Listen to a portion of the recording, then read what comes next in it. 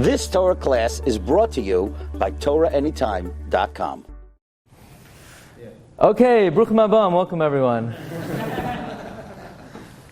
So we mentioned tonight is Tu B'Av, and Moshe Rabbeinu davened 515 tefillos to be able to enter Eretz Yisrael. What is the significance of these 515 tefillos? Is it a random number? Is there importance? Is there meaning to the number 515? So there's an incredible Pnei Yeshua.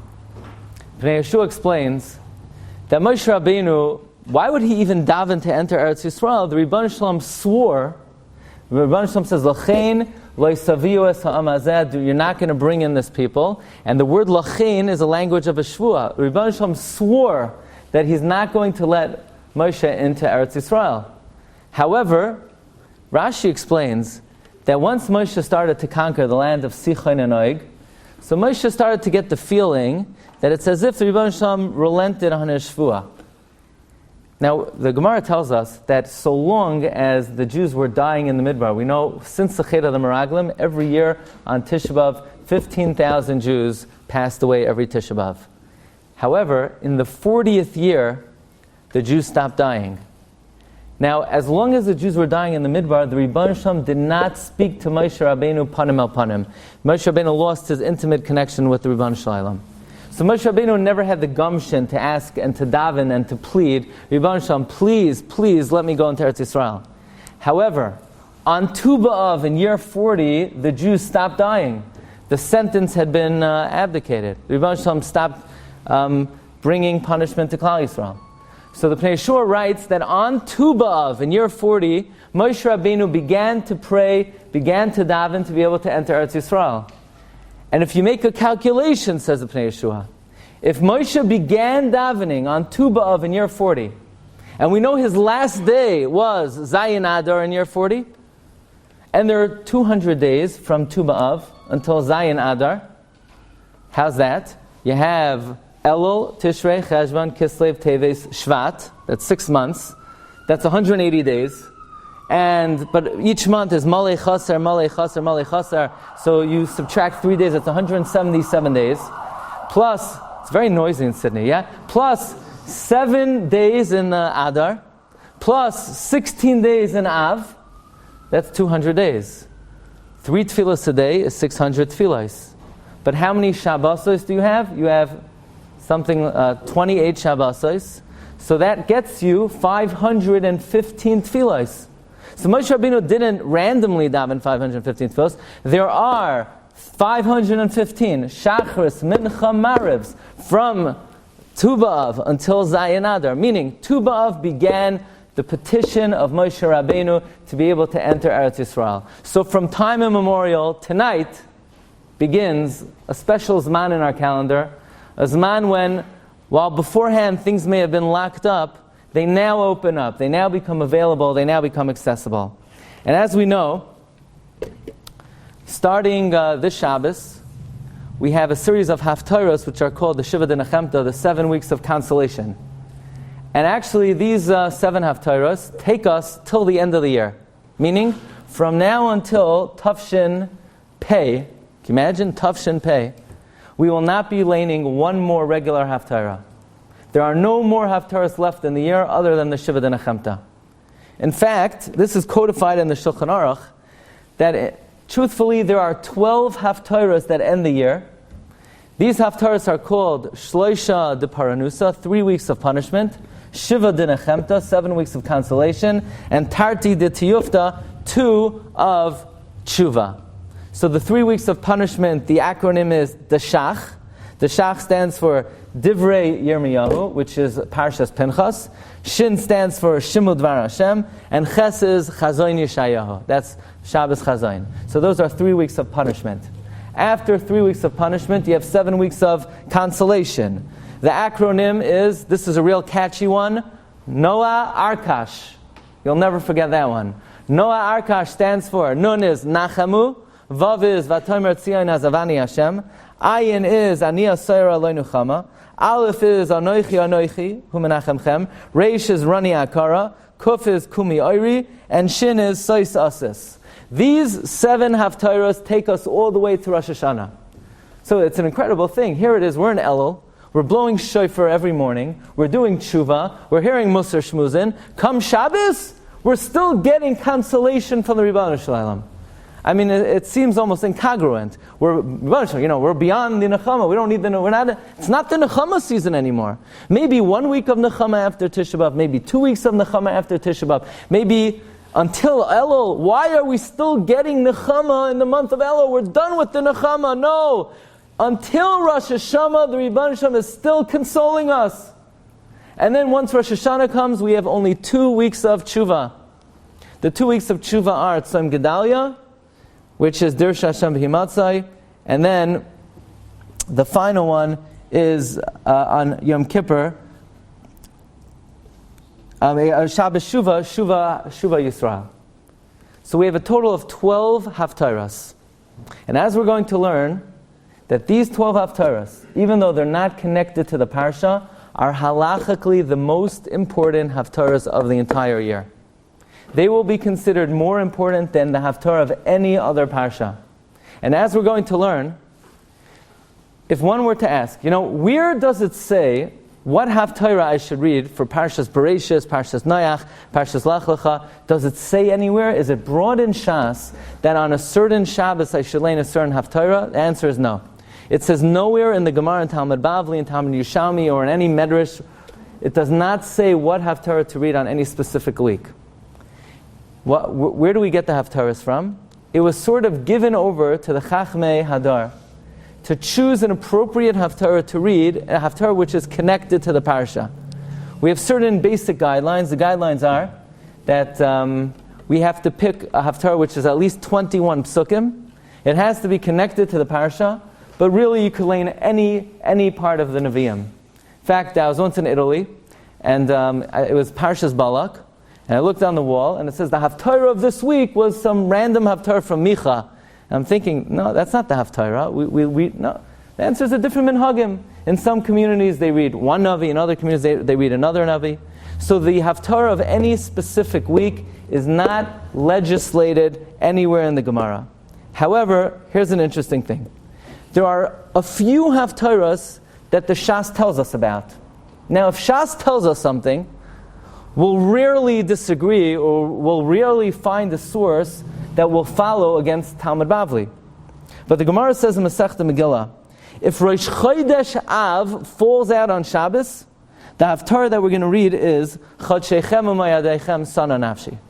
Okay, so the Gemara says, if Rosh Chodesh Av falls out on Shabbos, you read Chad Sheichem U'Mayadeichem Sana Nafshi.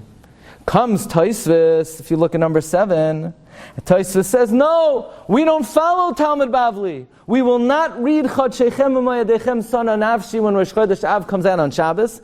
Instead, you know what Haftarah we're going to read? We're going to read Shimu Dvar Hashem. The first of the 3 weeks of punishment is Divrei Yirmiyahu ben Chelkiyahu. The second of the 3 weeks of punishment is Shimu Dvar Hashem, and the Shabbos before Tisha B'Av will be Chazon Yishayahu ben Amitz. Really? How could we say that? But in Shas it says we have to read Chad Sheichem U'Mayadechem Sana Nafshi. Says Tosfos, this is one of the rare instances in Halacha that we're going to follow a makar, we're going to follow a source against Shas Bavli. There's a psikta, says Tosfos, there's a medrash, and the medrash says that during the 3 weeks before Tisha B'Av, we're going to read the Shach, Divrei Yirmiyahu ben Chelkiyahu, Shimu Dvar Hashem, Chazon Yishayahu ben Amitz. So despite the fact that the Gemara says not to do that, we don't follow the Gemara, we follow the Medrash. You'll be hard-pressed to find another example where we're going to paskin like a Medrash against Talmud Bavli. But when it comes to Kriyas HaTorah, this is the one area in Halacha that we don't necessarily follow what it says in Talmud Bavli. We will sometimes follow Midrashim or Masechta Soifrim. And then Tosfos quotes the entirety of the Psikta. Based on the Psikta, there is a 12-week Haftarah program. 3 weeks of punishment, 7 weeks of Nechama, and 2 weeks of Tshuva.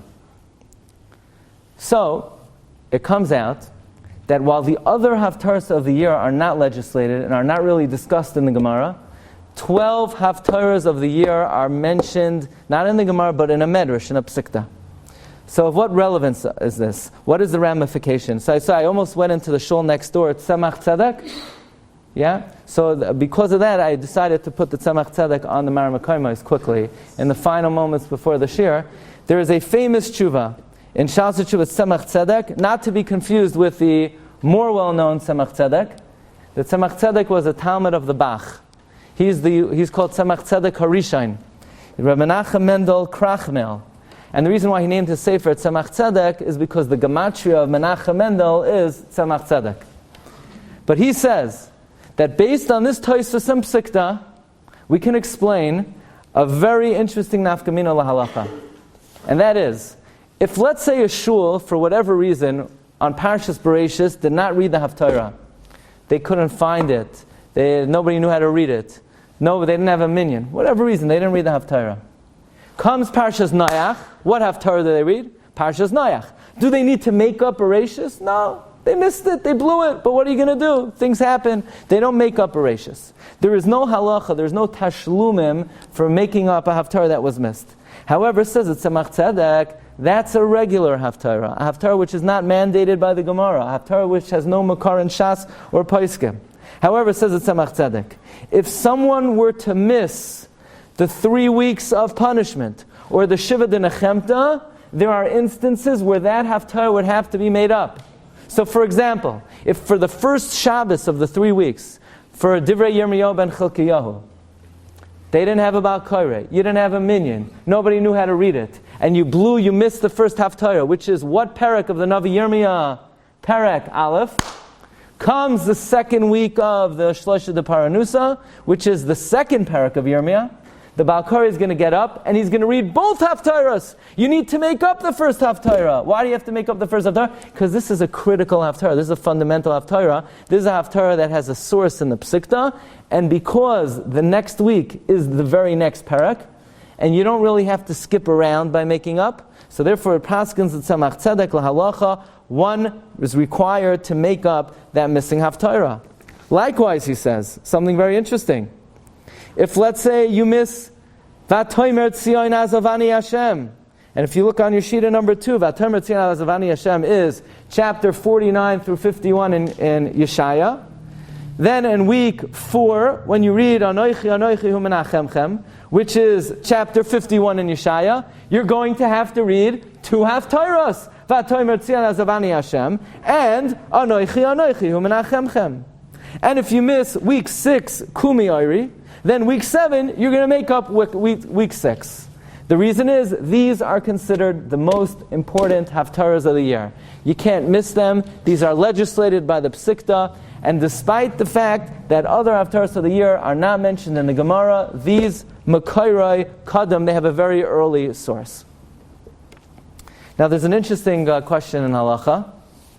And that is, what do you do if Rosh Chodesh Elul comes out on Shabbos? What was that? This year, Rosh Chodesh Elul comes out on Shabbos. There you go. Rosh Chodesh Elul has a knack for coming out on Shabbos. It very often comes out on Shabbos. So, let's say this year, this gentleman says Rosh Chodesh Elul comes out on Shabbos. What do? Do we read Hashamayim Kissi, which is the Haftarah of Shabbos Rosh Chodesh? Now, Hashamayim Kissi is mentioned in the Gemara. Or do you read the Haftarah of the Shiva de Nechemta, which is Ani Asoyara? So a very interesting machlekes Rishonim. The Mordechai in Masechta Megillah, if you look at number 4, the Mordechai writes, V'mikla Rosh Chodesh Elul b'Shabbos, for Rosh Chodesh Elul comes out on Shabbos, Ein maftirin Hashamayim Kissi. You do not lane Hashamayim Kissi. But Hashamayim Kissi is sourced in the Gemara. No, Ein medalgin zayin de Nechemta. We cannot skip the Shiva de Nechemta. That's how important Shiva Nechemta is. However, the Mordechai brings down that in Shpira, inspires, the minhag would be to skip the zayin de Nechemta and to read Hashamayim Kissi. But how can we do that? The zayin de Nechemta is so important. So the Taz explains very interestingly that if you read Hashamayim Kissi, you actually kill 2 birds with 1 stone. Because in Hashamayim Kissi is mentioned in the Gemara, and there are psukim of Nechamas Yerushalayim in Hashamayim Kissi, namely Simchi es Yushalayim v'giluba kol ayaveha, sisi ita masais kol hamisablim aleha. So that pasuk discusses the consolation for Yushalayim, from which the Gemara in Tainus learns out kol hamisabel Yushalayim zoiche v'roya b'yeshuasa. But friends, here's $1 million question. If you examine the Shiva Dinachemta, which all come from the Navi Yeshaya, and you examine the order, so number one, we asked, why are we still consoling? Why are we still being consoled all the way up to Rosh Hashanah? It would seem like we're going beyond the necessity. But let's examine the order for a moment. Take a look at number 2. We have the order. Nachamu, Nachamu, Ami. This week's Haftorah comes from Yeshaya, Perek Mem. So far, so good. Number 2, Vatomer Tzion Azavani Hashem, Parshas Ekev, Perek Mem Tes through Perek Nun Aleph. The third one, Aniya Sayara Leinuchama, the end of chapter 54. So you go to the fourth Haftorah, Anoichi Anoichi Umenachemchem. Then it goes back to chapter 51, Perek Nun Aleph. It's out of order. Then you go to the fifth Haftorah, Rani Akar Lo Yolada. It goes to the beginning of chapter 54. The sixth is 60, and the seventh is Samach Aleph to Samach Gimel. So the order is completely discombobulated. It's completely out of order. But there are really 2 questions. Question number 1 is, the third week and the fifth week are out of order. Aniya Sayara and Rani Akara are out of order. Because first we lay in the end of chapter 54, and then we lay in the fifth week, the beginning of chapter 54. So week 3 and week 5 need to be flipped. Because with the way it's ordered now, we're reading the end of Perek Nun Daled, then we're reading the beginning of Perek Nun Daled. So that's the first problem.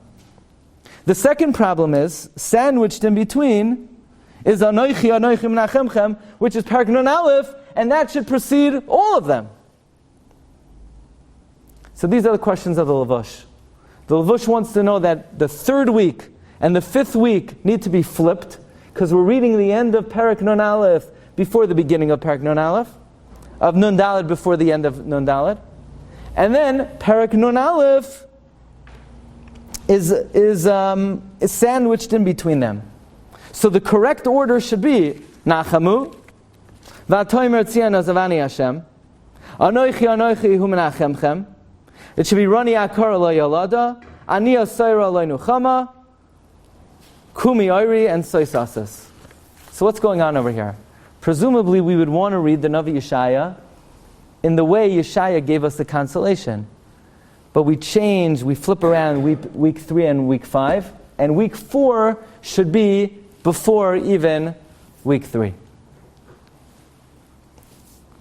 So the Levush quotes the Avudraham, and the Avudraham gives us an incredible explanation and background for the entire concept of the Shiva Dinachemta.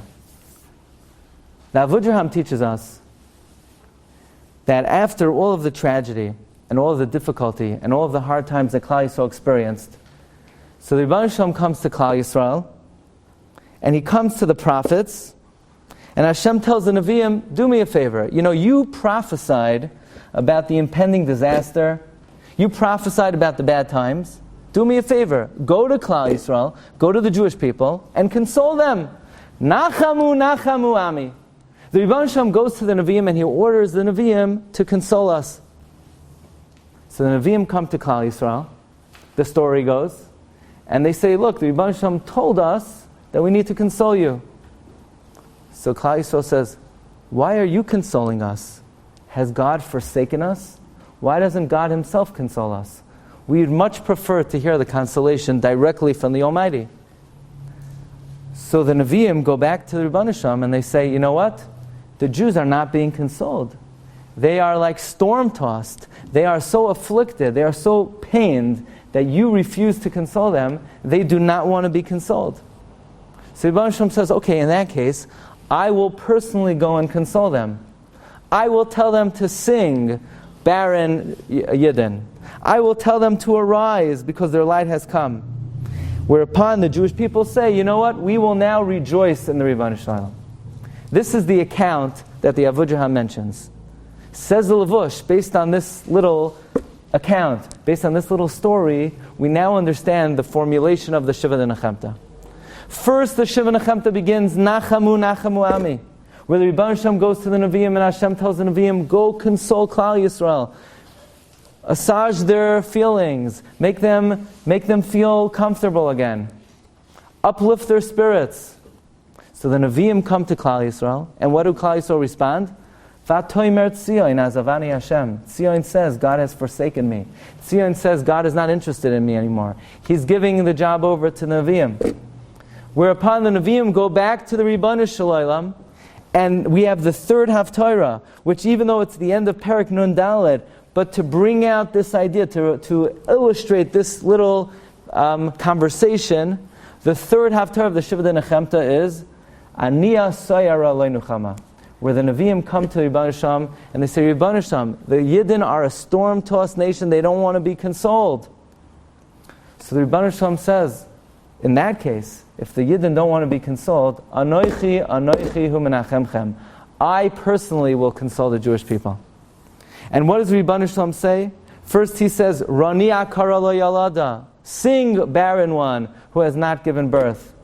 The Ribbanu Shalom says, Kumi oiri, arise, get up, kiva oirech, because your light has come.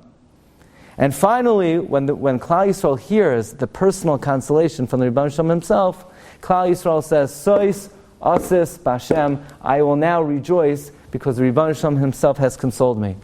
So yes, the Haftarahs are out of order. If we would be reading it in chronological order, we would first read Anoichi, Anoichi hu menachemchem, we would read Rani Akara, and then Ani Asayar Leinuchama. But because we're trying to play out this conversation between the Nevi'im and Knesset Yisrael and HaKadosh Baruch Hu, we read it specifically in this order. Now, many years ago, I actually heard a very similar interpretation of the Haftarahs with a little bit of a twist. And I heard this in the name of Meir Shapiro, and it's printed in the Mayona Shel Torah. It's basically the same thing that the Levush writes, where the Ribbanu Shalom goes to the nations of the world.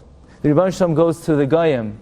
The Ribbanu Shalom goes to the Ummah Yisraelim, and he says, you destroyed the temple, you brought tragedy to Klal Yisrael, you console the Jewish people. And when Klal Yisrael hears that the Ummah Yisraelim are consoling us, they say, what? We don't want to hear the consolation of the Ummah Yisraelim, we don't want to hear their nechama. We say, V'atoimer Tzion azavani Hashem, Ribbanu Shalom, have you forsaken us? We're Aniya Sayara Leinuchama. And because of that, the Ribbanu Shalom comes and responds, Anoichi, Anoichi hu menachemchem. So this is actually a beautiful interpretation, explanation in the order of the Shiva Nechemta. So it's interesting. So this Shabbos we're going to read, Nachamu, Nachamu Ami. So Chazal tell us that the Jews sinned doubly. We sinned twice. Chet chata Yerushalayim. We were punished doubly. Ki laku kiflayim b'chol chateiseha. We sinned doubly. We were punished doubly, and we need double consolation. Nachamu, Nachamu Ami. So the question is, what does it mean we sin doubly? And what does it mean we need double consolation? So an amazing observation is, in the Haftarah of Parshas Chazayin, Shabbos Chazayin, Chazayin Yishav ben Amoitz, Asher Chazal Yehuda v'Yerushalayim. What does the Navi Yeshaya say? Ki pi Hashem diber. Ki pi Hashem diber. Hashem, Yud Kei Vav Kei, which is usually the name of Rachamim. Diber. Diber is usually Diber Kasha, a harsh speech.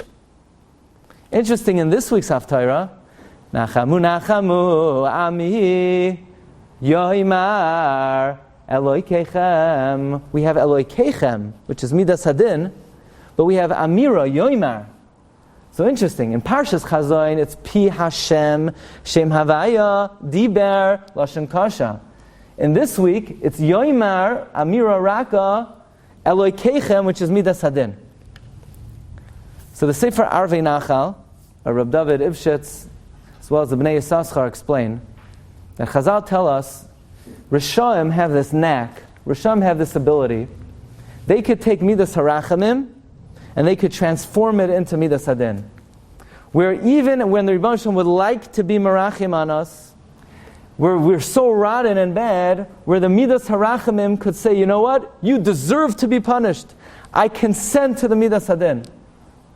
On the other hand, Tzaddikim have the ability to take Midas Hadin and have the Midas Hadin agree to the Midas Harachamim that, you know what? They deserve to have compassion. When the Jewish people sin doubly, what that means is, not only did we sinned so bad, where even the Midah of Rachamim, even the Shem Havaya, agreed that we deserve Einesh. So in Shabbos Chazoin, it's Ki Pi Hashem Diber. Even the Shem Havaya, even the Shem of Rachamim, conceded and agreed and confirmed that we should have punishment. But in Shabbos Nachamu, we were able to gain so much Nechama. Our tshuva was able to access such great Rachamei Shamayim, that it's Yoimar Elokeichem, that even the Midas Hadin came around and had compassion, Amira Rak on Klal Yisrael. This is the double chait of Shabbos Chazoin, and this is the double consolation of Shabbos Nachamu.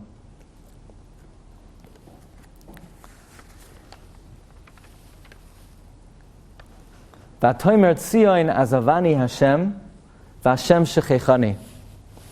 It's interesting. The two Hashems are spelled differently. V'atoimer tzion azavani Hashem. Azavani Hashem, Yud Kei Vav Kei. Azavani Yud Kei Vav Kei. V'adoi Shem Aleph Daled Nun Yud Shechechani. Why the first time is it Shem Havaya, and the second time is Aleph Daled Nun Yud? Rav Chaim Kanievsky explains in his commentary to Tanakh in the time of the Kra. Chaim Kanievsky says like this. He says, we know the Rebbeinu Shalom has two names. The Shem Havaya, not only do we not have rachamim from it sometimes, we can't even say it. We don't even pronounce it. So when it comes to the Shem Havaya, V'atoimer tzion azavani Hashem, God, the Yud Kei Vav Kei, completely forsook us in the Galus. Because we don't even say the name. Not only were we not zoicha to gain rachamim from it, it's as if it forsook us completely. We don't even mention it. We don't even say the word. But Vadoi Shem, Aleph Dal Nun Yud, where that word we do say, but Shechechani, it has forgotten us, because we were not zoicha to get rachamim from it either. But let's make a quick calculation. Let's make a quick cheshbon. We have 7 weeks of consolation. How many weeks of punishment do we have? We have 3 weeks of punishment. That means we have a lot more consolation than we have punishment. You ever count up how many psukim of nechama are there in the 7 weeks of consolation? So we know in Nachamu, you have 26 psukim. In V'atoimer tzion azavani Hashem, you have 27 psukim. In Ani Asayara Lo Nuchama, you have 12 psukim. In Anoichi Anoichi Hu Menachemchem, you have 24 psukim. In Rani Akara, 10 psukim. Kumi Oiri, 22 psukim. Sois Asis, you have 23 psukim. You say, great, what are we going to do with that? The Sefer HaTorah brings down there are a total of 144 psukim of nechama in the Tanakh. Do you know how many psukim of teichacha, of einesh, there are in the Chumash? Between Kisavai, Bechukaisai, Hazinu, Nitzavim, there are 143 psukim of teichacha in the Chumash. Says the Sefer Torah, in this world, the Rebbeinu Shalom always gives us more nechama than He gives us punishment. We need nechama, we need consolation. There are 143 psukim of punishment in the Chumash. But the Rebbeinu Shalom consoles us for every single pasuk of punishment. And He gives us a little bit extra nechama than there is teichacha. And that's a very important principle in life in general. You know, if you look in the psukim in the beginning of Parshas Re'eh, it says, Re'eh anoichi nosim l'mechem bracha uklala. Es habaracha. What's the next pasuk? V'haklala. So the Baal Turim wants to know what's going on. Why by the bracha is it es ha-bracha, and by the klala it's viha klala? We know, es bala rabbis. There's always more bracha in this world than there is klala. When it comes to bracha, it's es. There's a lot of it. Rebbe Shem gives it b'shefa. It's with bounty. It's with midas harachamim. It's very generous. It's always es ha-bracha. Klala, there's klala in this world. But it's smaller, it's less, it's measured. The same thing with the nechama. How many weeks of punishment do we have? There are 3 weeks of punishment. How much nechama is there? More than double! 7 weeks of nechama.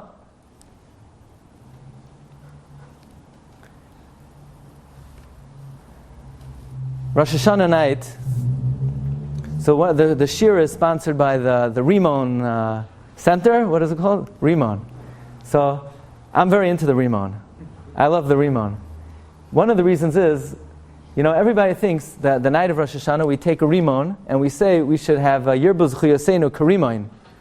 And somehow there's this thought that, how many seeds does a Rimon have? It's got 613. I mean, you know that since we're a little kid. There are 613 seeds in a Rimon. Where it says that, it doesn't say that anywhere. It says nowhere that there's 613 seeds. I actually counted about 5 different ones. I did not come up with 600. Actually, the makar that the Rimon has 613 seeds is the Malbim. So what's amazing to me is the Malbim's yard site is the night of Rosh Hashanah. So in my opinion, the reason we take a Rimon the night of Rosh Hashanah, it's like a yard site Suda for the Malbim. Because it's his idea that there's 613 seeds in the Rimon. But in any event, we daven sheyirbuz chuyasenu karimain. But we have a lot of simanim the night of Rosh Hashanah. And the Gemara, it's based on the Gemara in the end of Harios. The Gemara at the end of Harios says, do I have a few more minutes? The Gemara says at the end of Harios, if a person wants to know, are they going to survive the year or not? So what do? The Gemara says, go into a dark house and see if you could see the shadow of your shadow. Because everybody knows, your shadow has a shadow. So I stick my hand out, I see the shadow, and I see the shadow of the shadow. So the Gemara says, if you go into a dark house and you see the shadow of your shadow, you're going to live out the year. And the Gemara says, if you want to know if you're going to be successful, you take a chicken, you stuff it. If the chicken gets fat, you'll be successful. And the Gemara gives different simanim. And the Marsha wants to know, how are you allowed to do this? You're not allowed to be menachish, you're not allowed to divine. How are you allowed to make these simanim? Go into a dark room and see if you could see the shadow of your shadow, or feed a chicken and see if it gets fat. So Marsha says a very important principle, that the Gemara doesn't say that if you see the shadow of the shadow, you're going to live, and if you don't see the shadow of the shadow, you're going to die. The Gemara just says, if you see the shadow of the shadow, you're going to live. This is not a siman. Says the Marsha, the Ribbanu Shalom's derech is to be meitiv to us, is to do good to us, is to bestow upon us life, happiness, success. So if you make a siman, and you say, if the siman works, I'm just confirming that the Ribbanu Shalom will do what he always does. But if the siman doesn't work, I'm not saying anything that you're allowed to do, because that's not a siman. That's just confirming that the Ribbanu Shalom will operate the way that he always operates. And what's the way the Ribbanu Shalom always operates? Es ha-bracha. That the Ribbanu Shalom wants to be mashpia good on us, and he does. And the majority of our lives are only taiva and bracha. There's a Rambam in the Mar Nevuchim. The Rambam says, there is no person in the world who in their life, they don't have the vast majority of things in their life overwhelmingly good. The Rambam writes he never met a person who the vast majority of things in their life are kuloi tov. Some people have difficulties, but the difficulties are usually the minority. If you were to make a list of the good things in life and the not such good things in life, the good list would be 99 to 1. The Rambam says he never met anyone who that does not apply to. Because that's how the Ribbanu Shalom operates. This world is a world of es ha-bracha, a lot of good. This world is a world where there are 143 psukim of teichacha and 144 psukim of nechama. 3 weeks of punishment, 7 weeks of consolation. It's a world of es ha-bracha. And you can make a siman. You could say the night of Rosh Hashanah, that if I see the shadow, my shadow, it's going to be a good year, because it's going to be a good year anyway. We're allowed to assume, we're allowed to presume, we could rely on the fact, Derech Hashem lahetiv. But it's very important that these weeks of consolation take us all the way up to Rosh Hashanah. You know what, you think about it. Why don't we just have 3 weeks of punishment, where the Rebbe Hashem claps us over the head for 3 weeks, and then, okay, Rebbe Hashem, you got us, 2 weeks of tshuva. Shouldn't we just go from punishment to tshuva? And obviously, we don't work that way. If we would have 3 weeks of punishment, then at the end of those 3 weeks, we say, Rebbe Hashem, all right, I had enough. I'm throwing in the towel. This program is not for me. I can't enter the world of tshuva. I'm not prepared to return to you. Because in order to return to Rebbe Hashem, it's not enough to know that we did the wrong thing. We have to feel that we're returning to a God who is Es HaBracha, who is going to shower on us a year of goodness, excessive and a bountiful bracha, 144 psukim of nechama. This is a key ingredient in the preparation for tshuva. So while we might be blowing the shofar in Elul and preparing for tshuva, one of the key preparations for tshuva is, despite the fact that we're focused on tshuva, we still need more consolation. We still need to feel in an even deeper and more meaningful way the fact that we're sois asis b'Hashem, that we're rani akara lo yalada, that we don't let anybody else console us. We don't want the nations of the world to console us. We don't want the Nevi'im to console us. We need to feel the loving embrace of Rebbe Hashem up until Erev Rosh Hashanah, and after 7 weeks of consolation, and 144 psukim of nechama, then and only then are we ready to begin the tshuva process. So these 12 weeks of the year are a very important cycle. From the Haftoros of the year, they're the most important Haftoros of the year. We can't even miss a single one. And we hope that by reading these Shiva Denechemta, we're able to feel the loving embrace of HaKadosh Baruch Hu. And this will elevate us and feel the Avot HaKadosh Baruch Hu, and be able to prepare us for a successful season of tshuva ahead. So a friend of mine reminded me that last year we said over that Chamisha Asar Ba'av is Gematria Aksiva V'Chasima Toiva. So we already begin the process of the Yom Noram today. So let me be the first to wish everybody Aksiva V'Chasima Toiva, and a year of happiness, health, success. Thank you so much for inviting me. Bracha v'hatzlacha. Have a wonderful evening. Thank you so much. You've just experienced another Torah class brought to you by TorahAnytime.com.